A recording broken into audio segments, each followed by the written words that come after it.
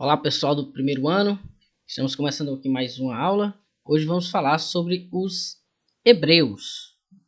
Acredito que vocês já devem ter ouvido falar de alguma coisa, né, de algo importante que os hebreus deixaram para as nossas sociedades, né?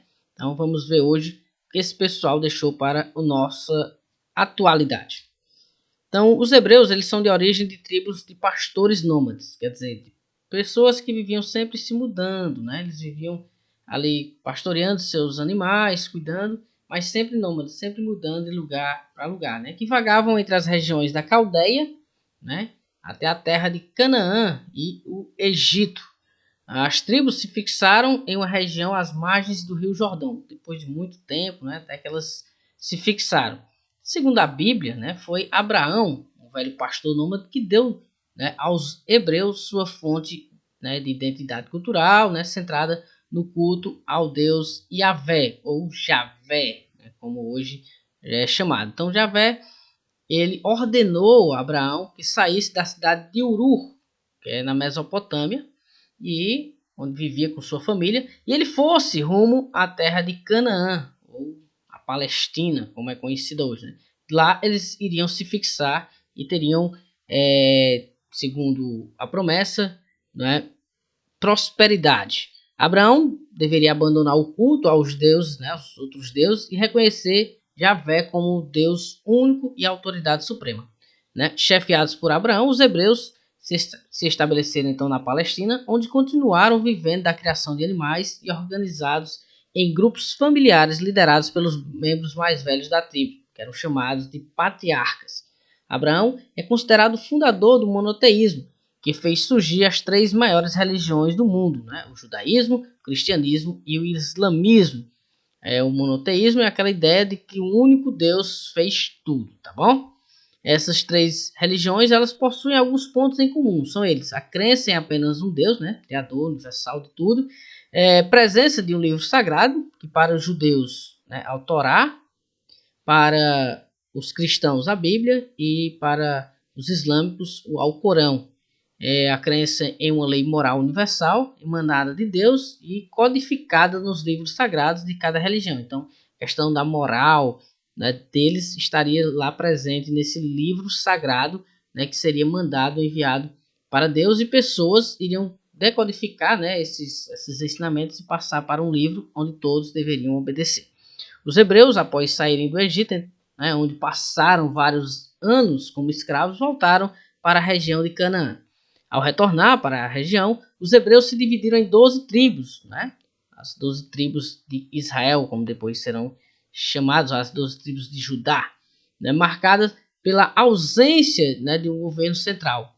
Em épocas de conflitos, destacaram-se, né, líderes que eram chamados de juízes, que assumiam um papel militar e religioso. Veja que esse líder ele tem esse duplo papel, tanto militar quanto religioso. Por isso que essa época é chamada de período dos juízes. A monarquia hebraica começou com Saul, né, que foi escolhido por um sorteio. Isso, né, esse sorteio causou uma divisão entre as 12 tribos. De um lado ficou as tribos lideradas por Saul, e do outro lado ficou as tribos lideradas por Davi. Não havia consenso entre os hebreus de quem iria tomar a frente dessa liderança.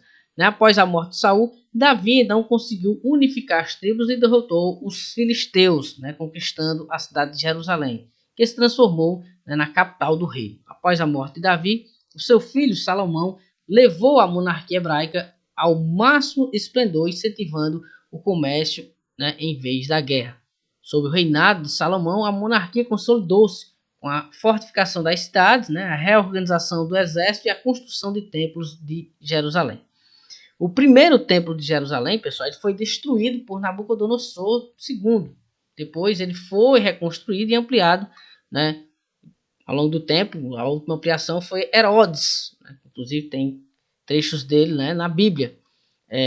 Fala-se muito nele, em Herodes. Posteriormente, esse segundo templo foi destruído pelos romanos, restando apenas o muro em torno, que ficou conhecido como o Muro das Lamentações, que até hoje existe lá em Jerusalém. Os hebreus só conseguiram se fixar na região de Canaã, após a domesticação do camelo e da difusão de instrumentos de ferro. Por quê? Dessa forma, eles passaram a usar o camelo como meio de transporte e os instrumentos de ferro para perfurar poços e cacimbas, né? À medida que os hebreus foram se sedentarizando, quer dizer, foram se fixando, né? Foram deixando de ser pastores nômades e se tornaram agricultores, comerciantes e também artesãos. Com isso, começaram a ocorrer divisões sociais. Quanto mais se ganha, mais divisões vai havendo dentro da sociedade. A terra ainda não era vista como uma propriedade privada, ela era vista como sagrada e pertencia ao clã familiar. O proprietário tinha direito apenas ao usufruto dela. Nas cidades, os artesãos e os artistas se organizavam em corporações formadas de acordo com o ofício de cada um. Havia corporações de padeiros, fiadores, tecelões, oleiros, alfaiates, etc. Essas corporações é como se fossem associações, tá bom? Ou sindicatos, trazendo assim para uma palavra próxima ao nosso cotidiano. Após a morte de Salomão, não foi possível manter a unidade política dos hebreus. As 10 tribos do norte se separaram, formando o reino de Israel, com capital em Samaria. Ao sul, as 2 tribos restantes formaram o reino de Judá, com capital em Jerusalém. As tribos do norte foram conquistadas pelos assírios e os seus moradores foram dispensados. Teve início então a primeira diáspora dos hebreus. Os habitantes do norte passaram a ser chamados de samaritanos, né? Eles eram considerados inferiores pelos moradores do sul por terem se misturado com os estrangeiros. Os habitantes do reino de Judá ao sul passaram a ser conhecidos como judeus. O reino de Judá sobreviveu até o ano de 586 a.C., quando o rei babilônico Nabucodonosor II conquistou a região e ordenou a destruição do templo de Jerusalém. E aí eles deixaram de ter um local fixo e foram espalhados aí por todo o canto. Então, esta é a aula hoje sobre Hebreus. Foi um prazer a todos, abraço, valeu pessoal!